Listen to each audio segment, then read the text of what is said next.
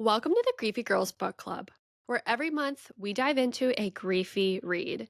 From memoirs to biographies to fantasy, romance, and beyond. If it touches on grief, it's fair game. We're your hosts. I'm Kendall Rogers. And I'm Rachel Dwyer. You might know us from our podcast, Two Girls with Grief. For us, reading is both healing and a powerful way to explore grief. So we knew it was time to give it the attention it truly deserves. Join us as we unpack our favorite moments, chat about upcoming reads, and even host interviews with guest authors. And you can bet we'll be yapping about our ever-growing TBR piles too. So, whether you're here for the books, the banter, or a little bit of both, we're so glad to have you with us. Let's read, reflect, and grow in our grief together.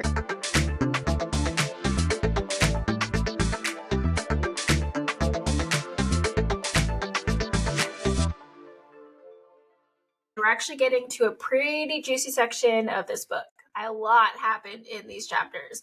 We're going through chapters 16 through. Yeah, they are thick chapters. So much happened. I feel like the bulk of the book happens in this, and if you have been following along, the last chapters ended with they basically made out and then Gus disappeared from their beach house, which if a guy did that to me, we'd be done. It was a cliffhanger for sure. Yeah. And he comes back in chapter 6 and he just writes a note because they've been writing love notes like Taylor Swift style. And it says, "Sorry, I've been MIA this week." And January, as one should, wrote, "Nothing to be sorry about," and just like try to play it super cool. Don't you hate when you have to do that? You gotta be like cool girl about something that definitely bothers you and you're like, I can't let it bother me. I mean, one thing January said was that she's drawn to like completely unavailable men, and I feel like that has been the story of my life for so long. Like, not recently, but before.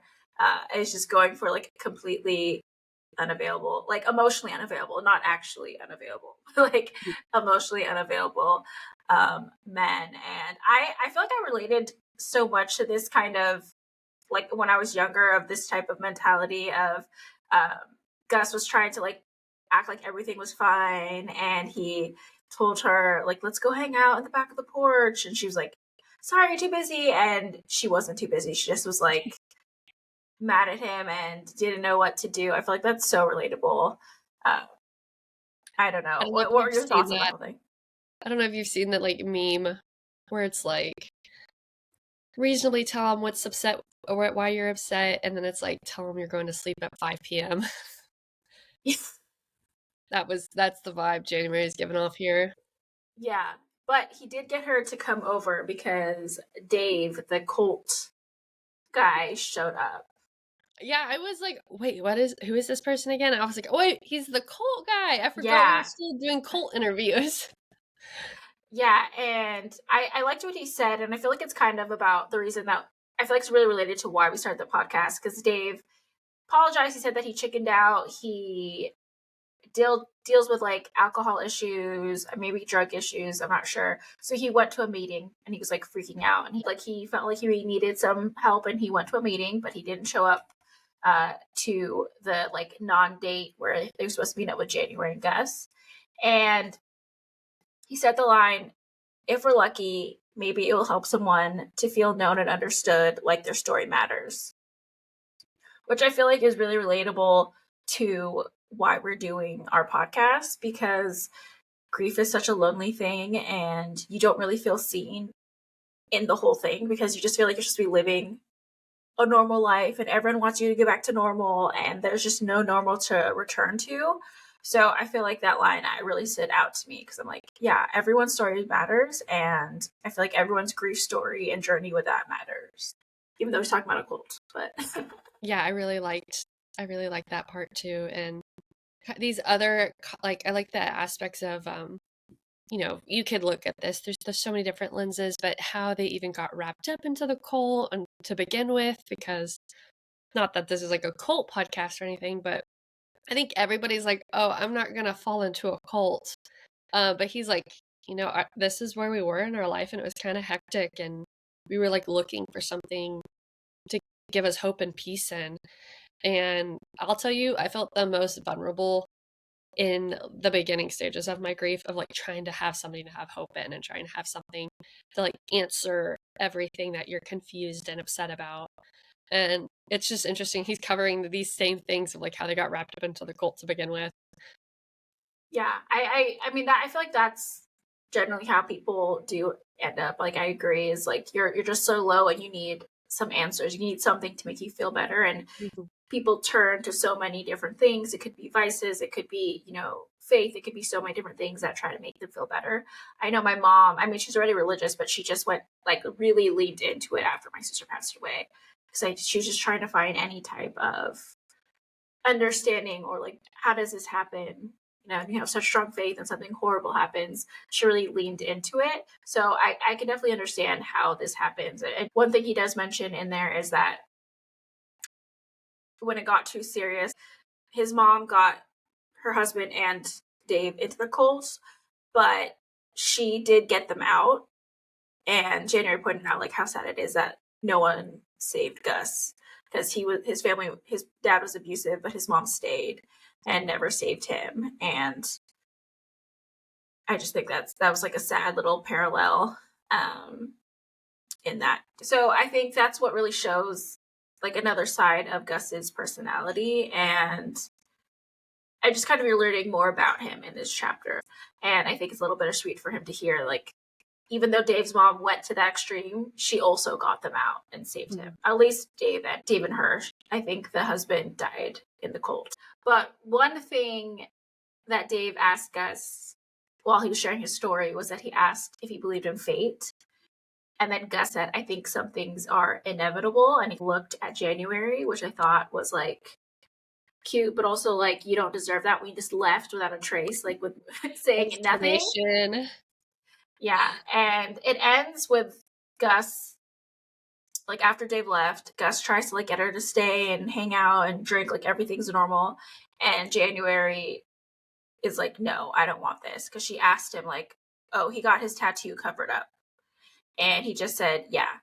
And she was just like, I don't want this like surface level relationship with Gus. Like, I want to get to know him and he won't let me. She said that she has that with her mom right now and she hates that. And like, that's not what she needs.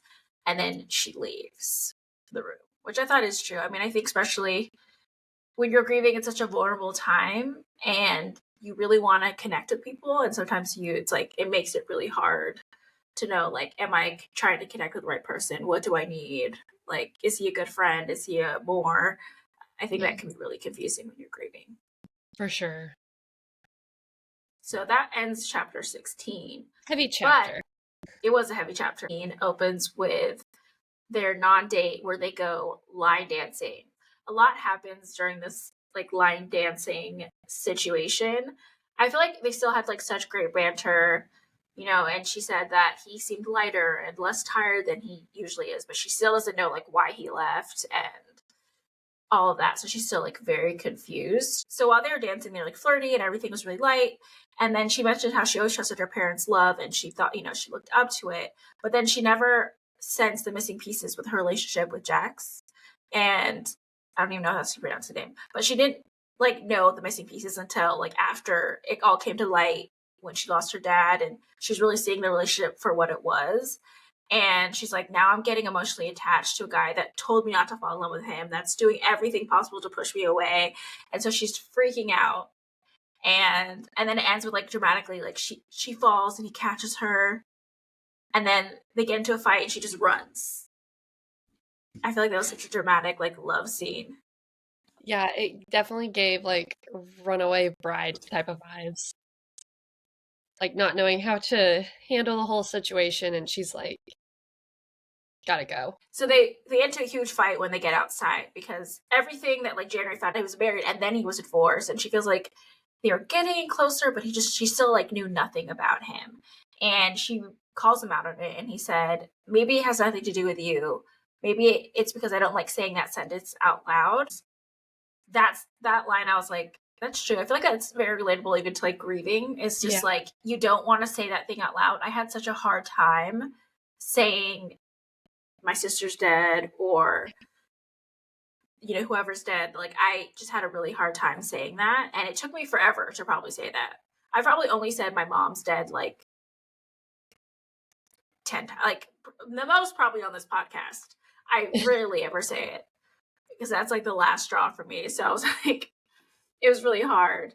But I thought that line was like, that really stood out to me. Sometimes you just can't say it out Yeah, loud. there's You don't something even about like like to.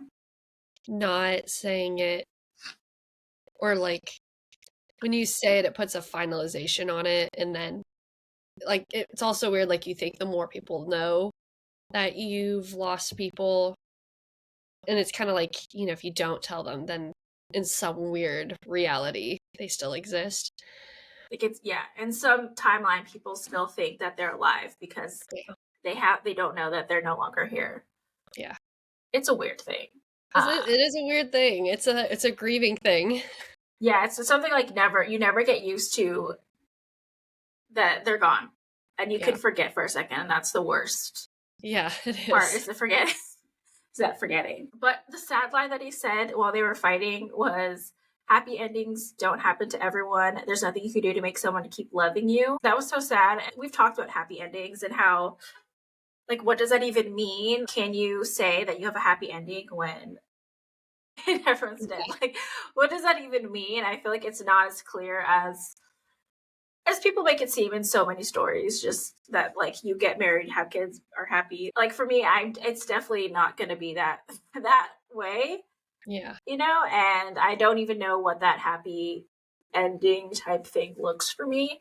I think that line stood out to me. Yeah, so it's a very pivotal time because January just like hugged him and she said like she should have chosen you. And they finally admitted like they both want to know each other. They both want to really know each other. And I think there's a difference of like getting to know someone's service level and then like really getting to know their soul. And we've kind of talked about that just even for friendships and Mhm. how people kind of stand on different levels. And I thought that was like a cute line. I'm a romantic at heart. She is. But you gotta look forward to something, man. You gotta have something to look forward to. But one thing that he said, I think it's brave to believe in love. I mean the lasting kind, to try for that, even knowing it can hurt you, which I feel like we've said for grief because it's like it's hard sometimes to want to let new people in when you know how painful it is to lose them and to Yeah. care for someone in that like on that level. It's really hard and sometimes it's easier to keep people at a distance because it's like even getting to know someone, you're like, oh, do you have any siblings, do you like where are your parents, like so many Mhm. stories, things come up where it's like super personal, and even just having those initial conversations kind of wants you to push people away because you're like, that is very personal. That's such like rough topics. And it's like, do I lie or do I cry? And that's like my line. Like, do I want to lie right now or do I want to potentially cry? So that's kind of a hard thing. But do you have any other thoughts on that line or the Yeah, chapter? I think it's like a beautiful line, and I think it's so relatable with grief. I think I read this in like maybe a poem or like a C.S. Lewis book, but it kind of questioning, like when you love somebody and you lose them, it comes with all this pain, but you love them so much you would do it again every time.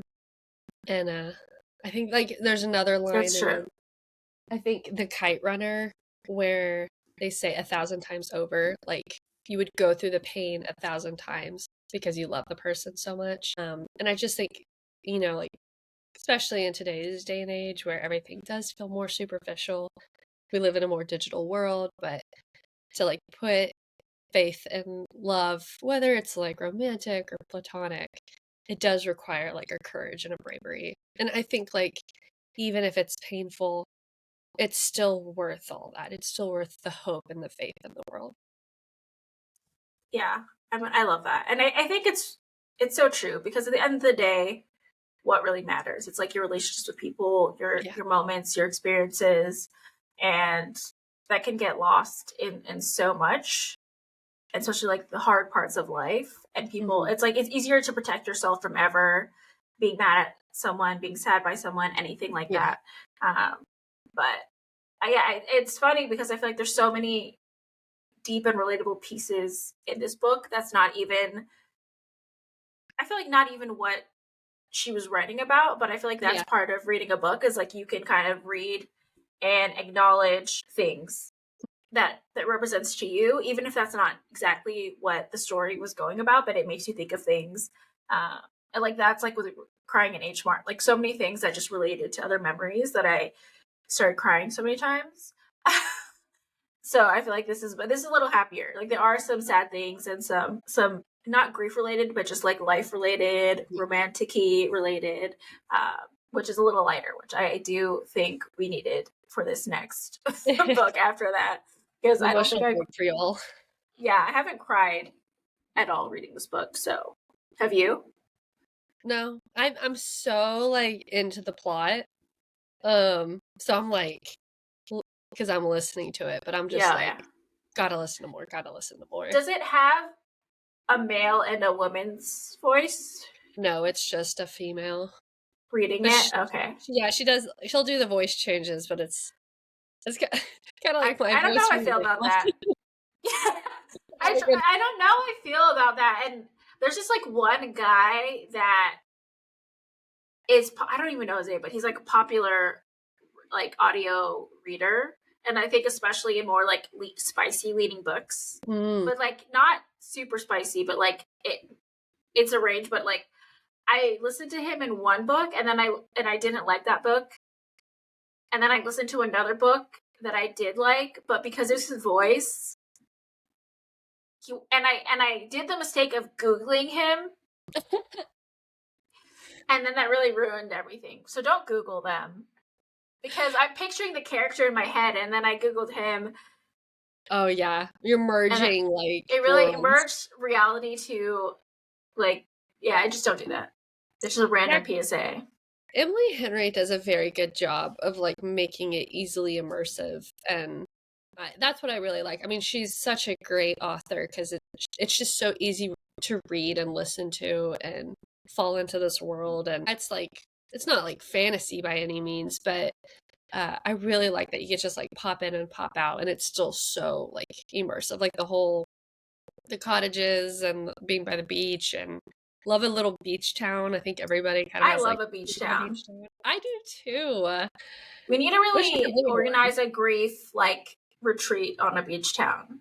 Comment on our podcast, leave a review, tell us if you want to go on a beach trip for grievers. Yes. I love planning stuff, so this will be fun. We should do that. We should figure that out because I feel like there's nothing about like nature and just, I don't know, nature and relaxation that just makes everything feel Yeah, better. and like Or at going out least and refreshed. yeah, it's very restorative. Yeah, it is. Highly recommend. 10 out of 10 experience. Beach towns, water, nature, if you're grieving, or just for life, honestly, no matter what you're going Yeah. through. But chapter 18 kind of goes into like full throttle of they admitted these feelings. It's a bit more clear, so they start like hanging out on the porch together and like making margaritas. And he finally starts opening up because he says, I want you to know me, like ask me anything. And so she finally asked about the tattoo that he came back that was covered up. And it was, I forgot what it was, but it was a tattoo they got together. It was like some sciencey or something thing. Do you Yeah, remember? it was a I forgot what it is called, but it's like if you draw a line, you draw it all the way around, it doesn't end up where it began. So you have to go around a second time and then you end up where you began. So you have to like go double the distance. And then he's like, we thought it was like this romantic thing of like it's gonna take the extra hard work to be in this marriage apparently. And then he's like, well, clearly it didn't mean anything. He's like, it's kind of ironic when Yeah. you are on opposite pages and don't agree on anything. I do think that tattoos are a curse, but like for Whoa. not I have a tattoo. I meant a tattoo in a relationship, not a Oh, tattoo in yes, yeah. general. Yeah, I do have a tattoo, guys. I don't think tattoos are cursed. I think It's just a good rule never to get someone's name tattooed on you, like yeah. So I would not do it, but I mean, if it's worked out for you, please let us know. But I yeah, heard let laser the laser to get it off is really painful. So just keep that in mind before you make a decision like that. Yeah, and it felt to me like he was running a scalpel through my skin. Ugh. And then when I thought he was done, he went a second time. So He's like, I gotta go over my lines. yeah, it hurt. It wasn't the worst thing in the world, but I definitely was not a fan. I was like, I'm not gonna chicken out, but you have more tattoos than me, so yeah, they're less painful than grief. So that's my recommendation. I got mine. Actually, it's funny because I got mine like right before everything happened. Oh, really? Okay. Yeah, and it's actually a prayer, and it's the prayer. It's courage, wisdom, strength. It's like, give me the courage. Oh, okay. The strength, the wisdom to know the difference. I don't remember the exact line. I should know since it's tattooed on my body. But You're like, I feel like need to remember it. I can look at it. But I feel like it's funny, not funny, because I feel like that prayer is very relevant to my life with everything that happened. Yeah. And I was not expecting that text.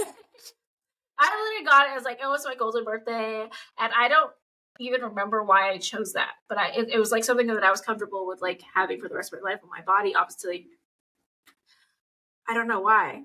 But it's funny because I feel like sometimes it's like a reminder. Yeah. And it's crazy how like it has so much more meaning now that everything's happened. Yeah, but I like got it when I was like context. But I got it with so much carefreeness in my mind. Honestly, it's kind of a beautiful metaphor. Yeah, it's weird that it means more now. Yeah. But it's on my body, so it's there. Can't recite the poem, but the 3 words is just like strength, courage, wisdom. I feel like even just thinking that, it's like those are kind of words that I need. But back to chapter 18 and not my tattoos, they finally share, like, he tells her more about his ex-wife, and he basically describes his ex-wife as like independent, doesn't need him. And he, in his mind, he's like, I can't hurt you, which is like, she's so hard, and he doesn't date anyone soft because he doesn't trust himself. And January's like, oh, okay, so you don't want to date me, basically. Like, I'm this soft version. Like, as a resident soft girl. But she does notice, which I feel like what I like about their relationship is I feel like they notice the things about each other that people don't always notice. And it's like that saying, like, to be loved is to be seen. And I feel like they really see each other with the things they say about each other. Yeah. Which I really like, because she says that, like, he thinks the worst of himself. Like, he thinks he's this bad guy that doesn't deserve love because he's been through some hard stuff and he doesn't like being pitied. But she said that, like, he's such a good, like, he's good at sitting with people and letting them work through their shit and making them feel less alone with their promises, or like without like promises or empty platitudes, which I feel like is so relevant with grief too. It's like, it's really hard to find people that can let you just sit in your grief and work it out and feel it out without saying all the platitudes or like promises like it'll get better, and they're trying to fix your grief. Yeah. But it's not a fixable thing. Yeah, it's really not. So I think I would like a Gus. Any Gus's out there? We're taking applications. Yeah. Gus's. So this chapter is actually, because Kendall was listening on audio. So this is actually the chapter where they brought up that she looked at Jax and like felt nothing. Like, she didn't feel peace. She didn't feel anything about him. She thought they had this like picturesque life and that they were building this great life together, but she didn't really realize like he was never like, she realized later on that he wasn't her favorite person. She never felt that like deep connection with him, and even that like strength of love. And she compares it kind of to her dad, and it's obviously different, like romantic love to familial love, but there is that like, I feel like that degree and strength of love that is the same. It's like different type, but like that level. And she had mentioned that her dad was a liar, but she loved him. She really loved him so much that like knowing he isn't on this planet still like makes her split into tears whenever she thinks about it. And she never felt that kind of closeness with her partner, which I feel like you should, in my opinion, you should feel that, not like obviously how you feel about your dad, but just like Right. that's supposed to be your partner, the person that you grow old with, the person that you do life with. The And you person want to she was have that, planning to marry. yeah, like you want that to be the person that isn't perfect, but you still love them, and you know that you'll work through things and just be your favorite person. And that wasn't her partner. And I think that's a hard realization to reach after 7 years. And I feel like a lot of people would choose to stay because it's Yeah. like we already decided 7 years in, and I don't want to leave. Yeah, and sometimes it's the convenience and the comfort of it rather than the uncomfortability of being by yourself and having to like explore all this again when you're by yourself, not in a relationship. But then, she lost her dad and she was like, well, if I'm gonna be losing everything, might as well break up with him.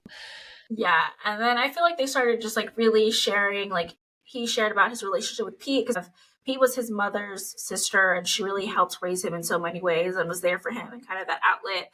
And the reason that he moved to that beach house, and she finally tells him about like Sonia and everything with that and like the backstory. So they start hugging and it starts turning into like it's gonna be more.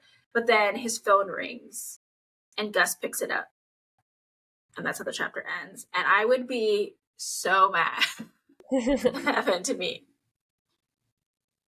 Like I feel like I like him, but I feel like he's doing so many things that if it happened in real life, I don't know how I would react. Probably me too, honestly. He's a good book boyfriend. Questionable about a real boyfriend. Dude, yeah, that's true. You can write how your boyfriend is in a book however you want. Hmm. But at the same time, I feel like in real life, you might stay for a lot worse. Yeah, you're like, are you really fumbling this much? Come on, get it together. Yeah. We're like, we're gonna just judge you and then do something worse in our personal life. Stay for something worse. I will So, say no, it was in this chapter. It was in this chapter, I think, when because she doesn't. I don't think she mentioned Sonia's name to Gus because she's worried he would know who she was. Being that this is like a small beach town and they live next door. Um, but then in some cases, like she did have an inkling of wanting to know if Gus knew her dad and if he had any stories or something. Just like some assurance of like that your dad existed and lived. And I've kind of felt the same way of like people having stories about my dad that I never heard before and realizing like I want to collect them all. Like I want to collect them like little gemstones of memories to hold on to because other people have other memories of my dad and that in your life book. I'm not a part of. And it's funny to think that, with our parents and even your sister, like they're older than us and like they had a life before us, like Yeah. my dad had a whole life before I was ever born. And it's like then you lose him and then you're like I only ever knew him as a dad, but other people knew him as a friend or a brother. And it's like I wanted to hear all those stories too. So I really related when January was like questioning on whether to bring up Sonia and bring up her dad with Gus because she didn't know if he was going to know them or not. Yeah. I also think there was a little bit of she wished that Gus knew her dad. Hmm. You know, it's that thing where you want whoever you end up with to know the person that passed away. And I Yeah. think that's really a hard thing. It's like everyone that I meet will like never have known my parents or my sister. And I feel like that's such a huge part of me. And also Yeah. like my protective system. Like my sister would definitely be the person like asking all these questions and doing all this stuff. And Aw. so it's always like that weird thing where it's like that's not there anymore. Yeah. And that's just sucky. So I feel like I also related to her saying that of like she wished that Gus just like had met her dad to like know that her dad had met Gus. Yeah. And it's like she wants Gus to be her person, you know. And I think that's something that people think about, but it is a really hard thing to accept that like they're never gonna meet them. I've seen stories on TikTok where people have lost people and like, oh, he'll never get to my mom or something. And then they find out like that their mom was like his teacher, Oh my like as a gosh. kid or something, or like they'll find a photo of them, and I'm like, that is so amazing. And I'm like, where are my freaking sign? like, oh my god, like I like that's such like it, I feel like that really has to be something where it's like they sent you or something, you know, like something Yeah. so clear like that I'm like, where is my sign? Where's my sign that you're helping me at all after you rudely left me? I don't know. I haven't Yeah. found it yet. And then it's like this beautiful thing of like it was all meant to happen. It all came together. Yeah. So I think I related a lot to what January was saying with that. And I another thing that happens in this chapter, which I feel like is relatable, is she mentions how her parents did separate for a little bit, and she heard her mom saying basically like, you can't imagine how it feels to be 42 and feel like you've done everything that you're going to in life, because she was not working at the time. She was a stay-at-home mom and just raising January, which I feel like stay-at-home mom is a job, you know, it's highly respected, super hard to do, but I feel like it's sometimes hard to have an identity crisis if you feel like you have nothing for yourself. And that doesn't have to be a Right. career, but I think it's really just a feeling like you don't have anything that you're doing for yourself is the hard Hmm. part. And you can feel that in a career or not a career. You know, it's not related, but she's having a little bit of a crisis of just like, is my life going to be a parent and a wife? And that's my life. And am I okay with that? And I think she had a little freak out about it, which I think is relatable, because I think a lot of people just have not even about like, oh, I'm just a stay at home mom, because I don't think that's, you know, I don't think you're just a stay at home mom, but I think it's just like you can think about that in life. Like, is this what my life's going to be? Have I done everything that I need to? I think that's just a relatable feeling to have. Did you catch that line when you're listening? Yeah, and it kind of broke my heart. And I think that is a very relatable situation for so many people where your role becomes your identity. And you might love the role that you're playing, but there's also this aspect of like we're very complex people and we want other things than just the one role we play, especially like a parent. Like that's an 18-year plus job commitment that you're making. Um 18 hands on, and then the rest of it hands on, but yeah, not you're as like a much. Like, consultant. yeah, yes, But yeah, I feel the same way. Like, we're kind of in these pivotal points in our ages where you might look around and see friends getting married and having kids and then thinking like, is that what I want for my life? Like, and then everybody's talking about how much time you have left, and I'm like, wait a second, like I still feel like I'm really young and I still have so much I want to like try and do. But yeah, like time flies. Like you blink and all of a sudden you're in your 40s and you're like, have I done everything I wanted to do? Like, is this all I'm ever going to be? yeah. And yeah, I think it can cause an identity crisis for sure. Also, I think no matter your age, you can actually always restart, and you can always do what you want to do. I think the only thing is, at some point, you can no longer birth your own kids, but you can Right. still have kids. You can find other. I was gonna say you can. I You forgot can to call adopt. surrogate. You can a surrogate. Yeah, you can have a. You can do be a have a surrogate or adopt. But I feel like we're so stuck on age Yeah. stuff. But like being in my 30s does not feel at all like what I was scared it was going to feel like. Hmm. You know, because you're like so worried about aging, and it's like, no, I feel fine. Like, Yeah. you know, it just, I feel a lot better than I did in my, like most of my 20s, because that's when everyone died. So, you know, my Right. 30s is actually better for me. Everything is the new. You just take care of yourself and, you know, live forever. But a cute line that they said in the chapter was about her father, like once they got back together, was that the dad said, your mother has been a lot of people in the 20 years I've known her. I've had the chance to fall in love with every single one of them. That's the key to marriage, to keep falling in love with every version of each other. It's the best feeling in the whole world. And I thought that was so cute. And I think it's something that people have a hard time with, Yeah. because I can't, like, the person who I was at 25, is so different. And we talked about this in previous like actual podcast episodes. I I don't know if the person that I would have picked at 25 would be the same person with me now Yeah. because of just like how different I am.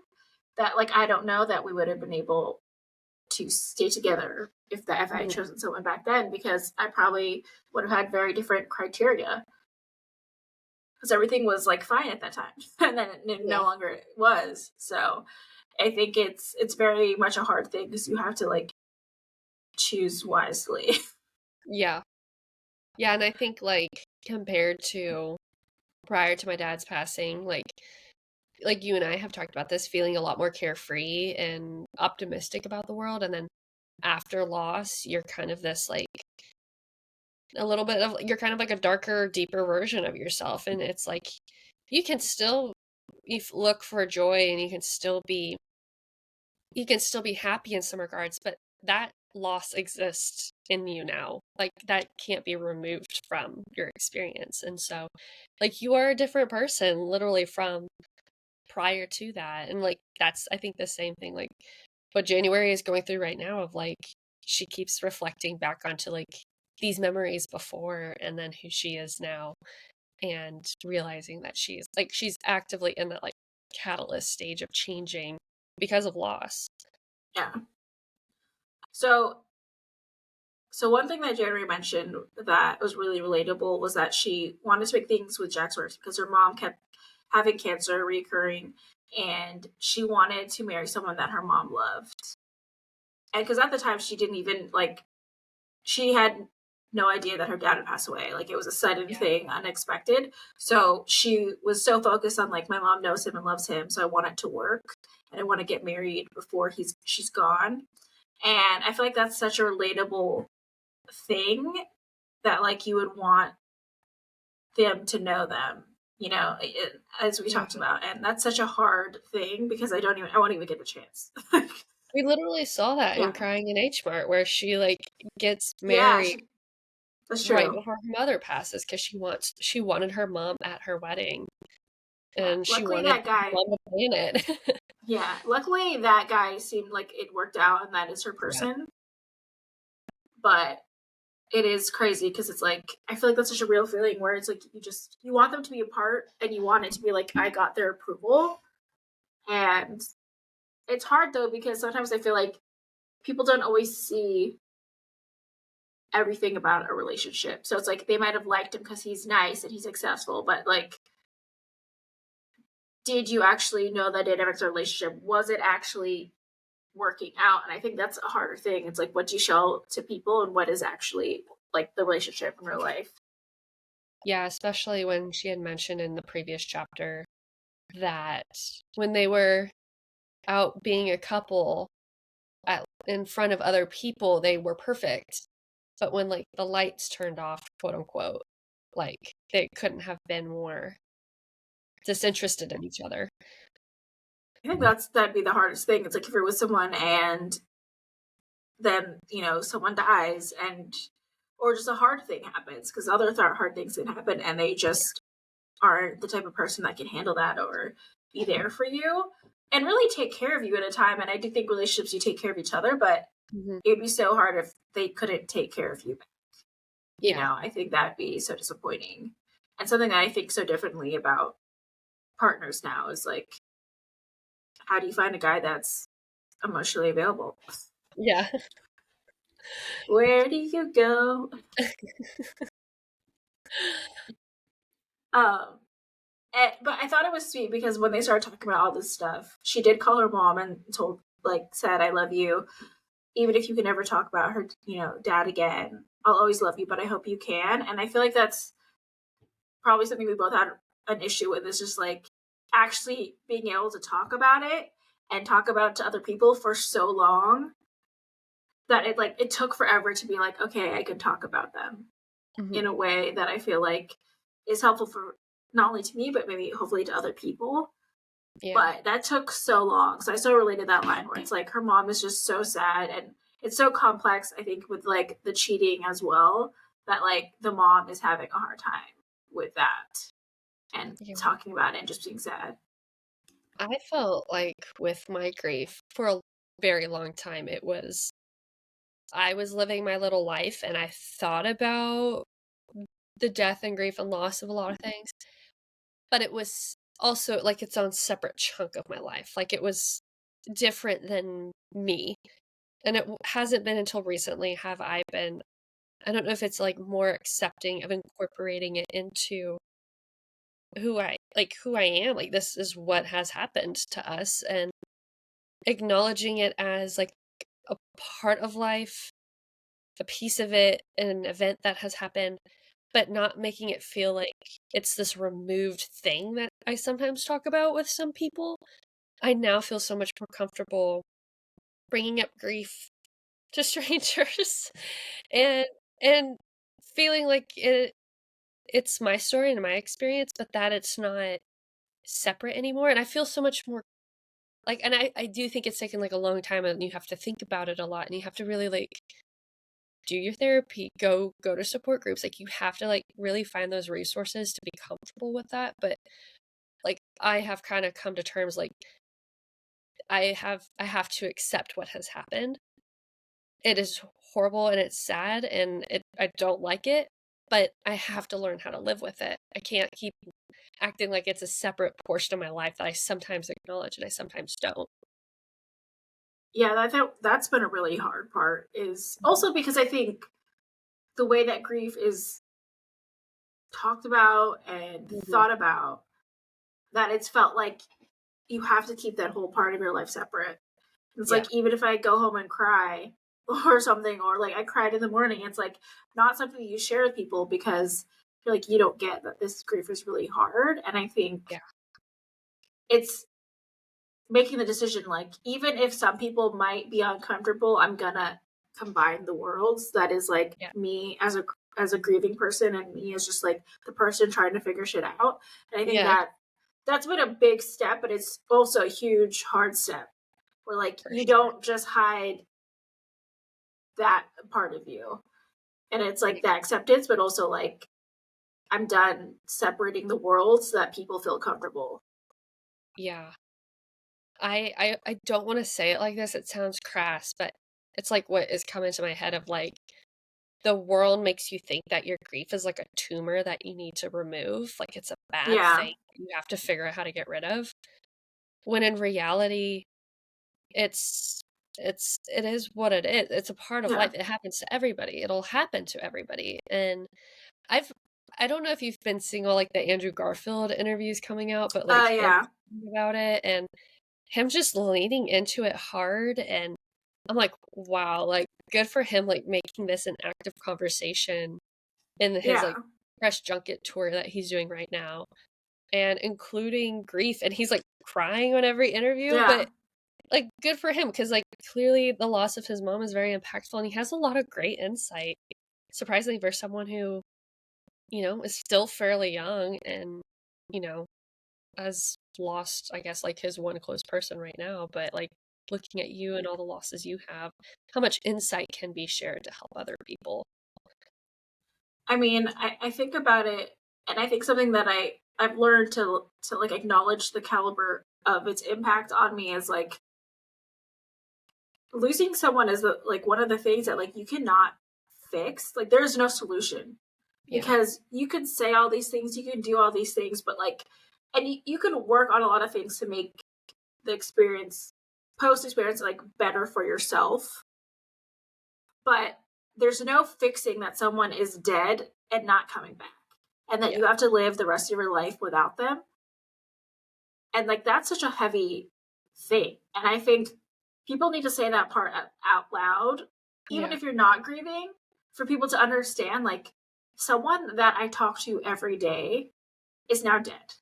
Hmm. So I can't talk to them anymore. And you want me to be over it? You want me Yeah. to not talk about it? Now that like I've had time, I'm like, that's so inappropriate for you to even think. Like that is so messed Hmm. up that you think that I would just be one day over it. Yeah. I'm never gonna be over it. It's always gonna be with me, and some days it's heavier than others, but like yeah, that's such a big thing. People need to just acknowledge that. Like people need to be more supportive of that. So That's Oh. why we're yapping about it on our podcast, because people need to see the light. People need to get it. And I think it's the hard part is when you feel like you have to make your grief small to enter Yeah. the world and to have conversations in the world. And it's like, F that. Like, I'm done doing that. Or like the assumption of, and I'll be honest, I had the same assumption. I'm one of the people, but that when the person is not talking about their grief or expressing their grief anymore, you just kind of fall into the default mindset of that, oh, they must be over it. It must be fine. And it's because they've been told by the world through media, through their support networks, that they shouldn't be talking about their grief. So they tuck it away and they hide it. And then I find that like it doesn't go away. It just keeps reappearing and reappearing until you actually address it head on and you're like, I've got to figure out how to deal with this. Do I treat it like the burden and baggage that it is, or am I going to figure out how to live authentically and transparently with this grief and incorporate it into my viewpoints of life and act, I don't know, honest and honorable to that grief? It's just so interesting. But that's why I think like the book portion and like reading these books, I think is so much more interesting. And I think as a griever, you take so much more away from these books than you would if you hadn't Yeah, grieved, because you wouldn't get how so many things are relatable. absolutely. And I know that like rereading some books, I probably wouldn't get that. And now every time I catch or get a book that has grief in it, I'm so intrigued to read how it turns out. And I lean more on the fiction side of it, but like it is something where I'm like, oh, I need to learn, I need to figure out how this story plays out. And I just find it so much more interesting. And I think it's a storyline that I would often overlook. Yeah. And so now I'm like so curious because I think it's just so interesting to read about that. But before I probably would have just skimmed over it as like a whatever plot line. Like, okay, it's sad, but like get up or like take care of yourself. But I'm like, now I get it. Now I'm like, okay, that makes sense. Like, yeah, I wasn't eating for a while. Like, I get it. And then I was eating everything. Like, I get it. Well, and you can also tell when an author has experienced grief versus authors who haven't, and then they use a loss or death in the plot, and it's either grief as an active participant in the plot because they've reckoned with grief before and they understand its implications on life, and you can tell that as a griever if they have, versus authors that I feel like use death as like a plot device now, and it's just like I feel like every Disney movie, like the mom dies, right? Like at the very beginning or something. And I'm like, you know what? You asked me before my dad passed, I'd just be like, because I don't know, as Americans, we're so desensitized to it, like death is almost in all our media and every movie, every TV show. Um, and now I'm like weeping at even like the smallest hint of like loss in a movie or a show or a book because I'm like, I now get what this weight is. I'm definitely like a major crier now. Yeah. Like with like every possibly sad thing, I'm like crying.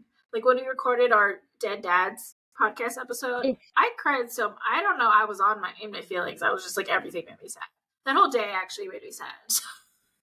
Yeah, I think there's something to be said about us in reflections of our grief and hopefully extending like something that can help other people in the same positions to be like, I hope this helps because this is what we've experienced. Versus like really diving into like the details of our losses of our dads. Like that was really I found it hard too. I was choking up and I was like, oof, I this was is surprised with how much struggling. I was crying. Wow. I've never straight out cried like that in an episode either. Yeah, I've gotten I think teary, I but get, that's yeah, same thing. I get teary eyed, but I was like, oh my god, my yeah, voice but is actual like tears were coming out. I couldn't yeah. stop it. So You saw me. woo, I kept like having to pat yeah. my eyes. Yeah, I was like editing the episode and I was like, oh. I was like, if I'm crying, then I'm like, me and Kendall are both crying. Oh, jeez. The Grief, crying man. episode. But back to chapter 19. Where were we? So basically, they go to the beach for like their date, not date. And it's interesting, which in the book that Gus shares that he took care of his dad after his mom passed away. Even though his dad was like abusive and all these different things, like he took care of his dad, and he felt this like I have to take care of him because mom took care of him, and like he would have died sooner, and I was there for him. And I feel like that's the most extreme way of Mhm. caretaking, because we've talked about it, it's like it's a hard time, but like I would never regret spending more time with them and taking care of them because they needed Right. it. But I Yeah. can't imagine having a horrible relationship with them and still doing that. I don't know if I would do like I don't know if I would be able to do that. It would test some selflessness for sure, but yeah, I would question whether I have the capacity or forgiveness to do that. It really, I think, pushes I you don't to the know. bounds of what you're, because caretaking already, even for the people you love, it takes a lot, like a Yeah. lot of sacrifice, a lot of selflessness. And sometimes even though you love the person so much, you're angry at the fact that this is a situation and that Yeah. you're the one having to do it. And I think that's natural for humans That's to have to human. feel that Yeah. way. But yeah, to have a person where you have like resentment or pain towards and having to feel like not only did you do this to my life and a negative impact, but now I'm having to keep you alive. Like Yeah. how is that fair? Yeah. And then another line that was really stood out to me was because Gus, she was like, January said something to him about it, and then he basically was like, I don't want your pity, like, you don't need to fix me, type of thing. And she was like, you know what your problem is? You don't know the difference between pity and sympathy.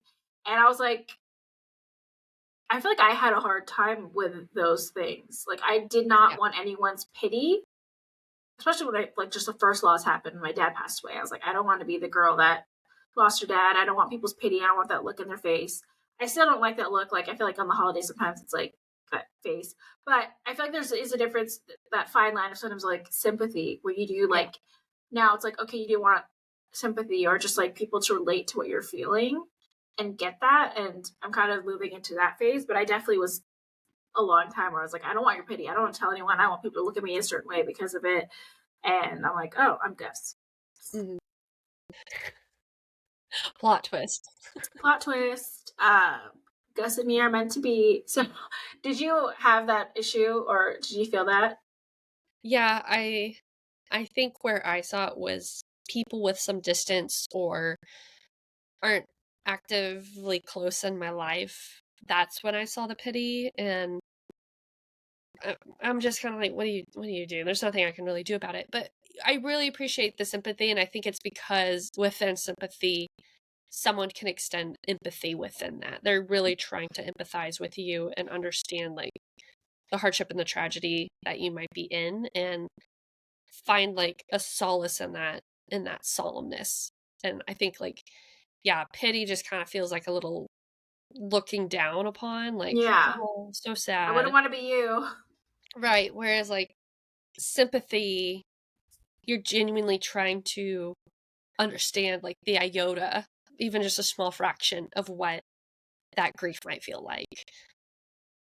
Yeah, and through the like, as they're kind of arguing about this, one thing that Gus, because Gus calls her like a fairy princess and calls her the bright light, and he's like, I'm broken. I don't know how to be a normal person. I freak out every time I get closer to you. And he just said like he appreciates like how she copes with things and that she's a light, and even when she's at the worst or she's angry or broken, she knows how to be a person and to tell people she loves them. I feel like that's such a unique thing of like when people can pinpoint how you are a person, like a good person, even Mhm. through the darkness and the hard parts. Yeah. And I think we've talked about before of like sometimes we wish we weren't good people or like cared to be good people, because it's like when things feel so bad, you just wish like you were the people walking around the world, like walking around like not giving a shit about anyone, not giving a shit about anything. Because it would hurt a lot less, you know? Yes. Like caring so much is always going to come with the fact that it's going to hurt more. Yeah. But I like that he appreciated like you're still a light and that, you know, you still care about people. And I think that's important to not lose, but I think it's easy to lose when you're so Mhm. sad and grieving and feel empty without somebody that's no longer here. So I totally get that feeling. I get kind of feeling that worst feeling, but still trying to be a person. And I feel like more recently, it's like trying to be that light again, sharing our stories and sharing the lessons and hoping to help other people through that. I think it's just like something I'm circling back to after so many years of not Yeah. being of that, or not being able to get to that part of like acceptance with it. So, but I liked in the cutesy part, just the romantic part, where she says, like she was just happy to be there with Gus doing nothing. And she was like, she didn't know how long that would last because it still felt, you know, very iffy, but she was feeling better, feeling a little bit more like herself. And she said, someday I'd be okay again. Maybe not the exact same brand that I've been before my dad died, but like a new kind that's nearly as solid and safe. And I feel like that's such a relatable Yeah. part where it's like you're never going to be the same, but the goal is to be a version of yourself that feels as whole as possible. I don't know if you can fully feel whole again ever, but I feel like it's like you're trying to at least reach the closest way that you can to it. But I like to acknowledge like it's not going to be the same, but it can Hmm. be hopefully somewhere close. Yeah. Maybe not for me, but close. Yeah, like some version for sure. Yeah. Uh, so we're on finally on to chapter 20 after all our side chats about stuff. But I feel like this chapter is just like it was shorter after all like the meaty stuff. And it was really just like them like hanging out all the time and movie binge watching and falling asleep on the couch intertwined and like she like the place started to feel like home to her finally. And I think a lot of that was like Gus was starting to feel like home to her. And they had like a morning coffee ritual where they'd be like front or back porch. And I feel like to me, the mornings with somebody I feel like are special. Like how you start your morning and sharing coffee. Like to me, that's a really cute thing and a very feeling of home that I was like, oh yeah, I feel like that is such a sweet thing where like she's starting to get into this routine and feel very homey to her. One thing that I feel like is glossed over though in this chapter is that her best friend calls and says she can't come for the 4th of July. And she's supposed to meet her new boyfriend's family. And she's like, obviously I don't have to go, but I feel like I have to. But like I don't. If you need me, I can come now.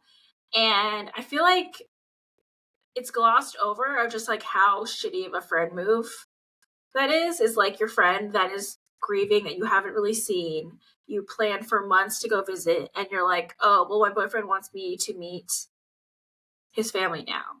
And sure, that's like a nice thing for your boyfriend, you know, to do, but like it's still very new and you had promised your best friend Yeah, you're that you're going breaking to spend rules time here. with her. And I feel like it's kind of glossed over, but and I feel like that should have been talked about more because like to me that is such a bad friend move. And I feel like I experienced things like that when I was grieving. It's like I don't want to have to tell you to make the choice. I want you to realize how big this is and not to take something that's exciting away from you. But it's like if you made a Yeah. commitment to be there for me, it's pretty shitty that you're choosing this like new shiny thing when Yeah, and I it's kind of need like, you. I think, like it's selfishness over loyalty. And it's like obviously Shadi has been her friend since college, I guess. Like, Yeah, is that when they've met? I think And so. yeah, But her and best friend. yeah, her best friend, and then being like, yeah, I would be annoyed and pissed off as well. Being like, okay, we had plans.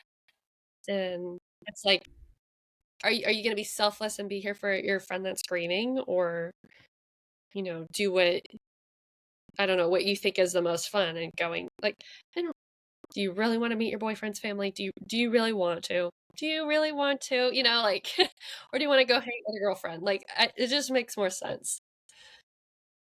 The girl's heartbroken. She's not a girl's girl. Yeah. And I just feel like that was really glossed over. Like it Mhm. just they mentioned it and didn't bring it back, but I'm like, to me that would be such a pivotal friendship moment. Yeah. And I feel like if you're grieving, you understand that it's like if a friend is like, "Oh, I was supposed to spend time with you, but I'm actually going to do this other thing." I feel like everyone can relate to that feeling, and I feel like that needs to be highlighted more. That just like that was a really shitty thing to do. Well, and I think, like, especially here, it's a great example of you want your friends to make the choice to show that you are a good friend to them. Like, you don't want to have to tell them, and you shouldn't really have to tell them, but you're like, I want you to want to hang out with me. Like, because I want to think that I'm fun to hang out with. And yeah, same thing. Like, there was a few friends like that, um, in like my grief experience too, and I was like they can't handle the dark side of this, and maybe that's fine. And that's when you kind of know, okay, there's a boundary of what they're willing to put up with and handle and what they're not. And that's just good for me to know that I'm not going to expect more than I have to because they've made the choice. They showed you who they are. Yeah. So I saw that and I was like, oh, why is that glossed over? That is actually a really not cool thing to do. Yeah, But because the chat, obviously we had a whole friendship episode, so it's yeah. very So important obviously to it's a big us. deal.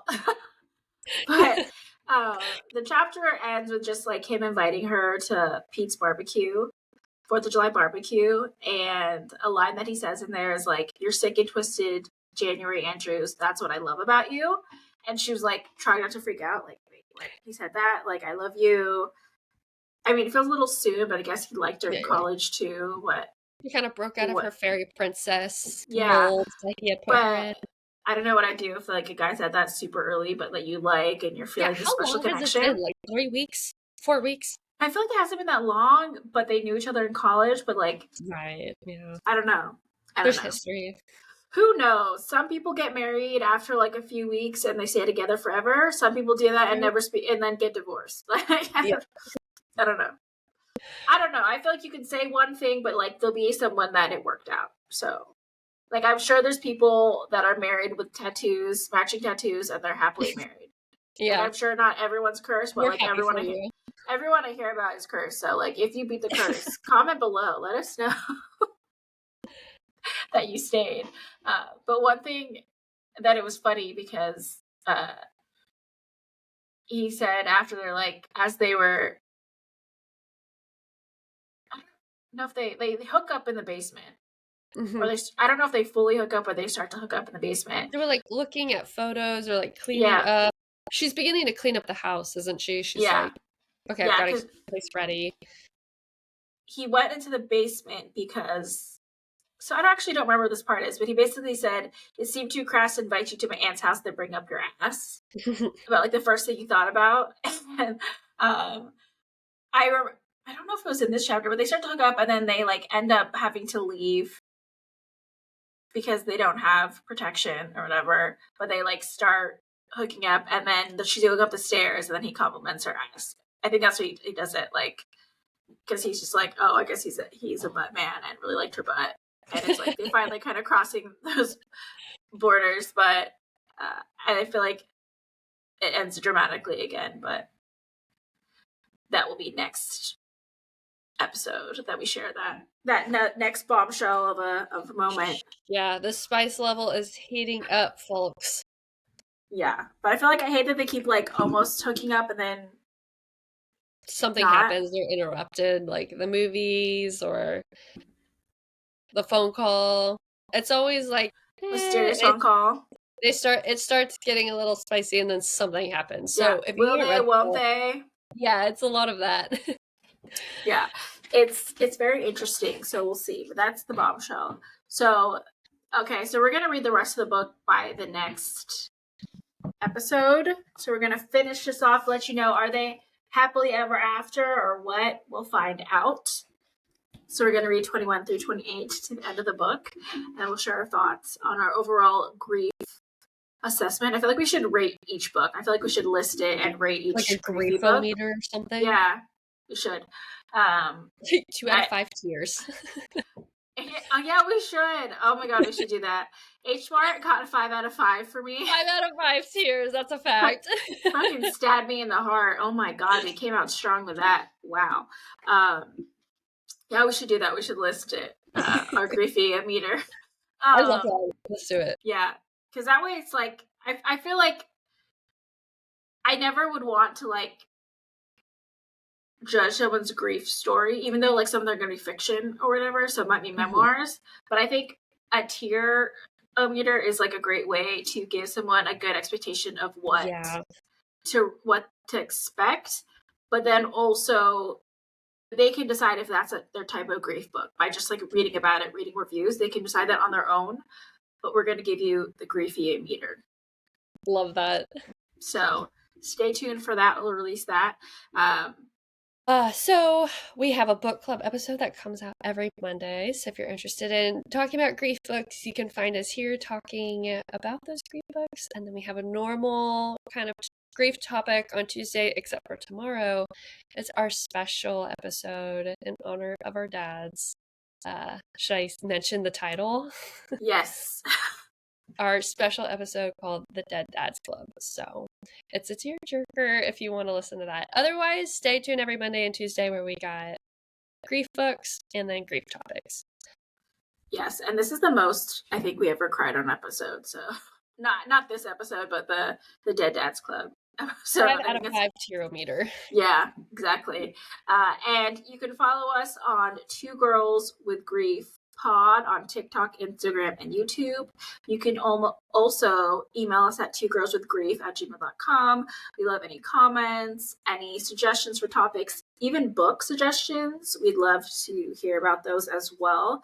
Please rate and subscribe to our podcast. That's so people get to hear more about our griefy stories. So if you have appreciated anything we've said, either on the book club or on the regular podcast episodes, we'd love if you would rate it, subscribe, share it. We really appreciate all the support we've gotten so far. But yes, every like and share and rating helps. So we appreciate it. Yeah, we'll see you next week. Goodbye, everybody.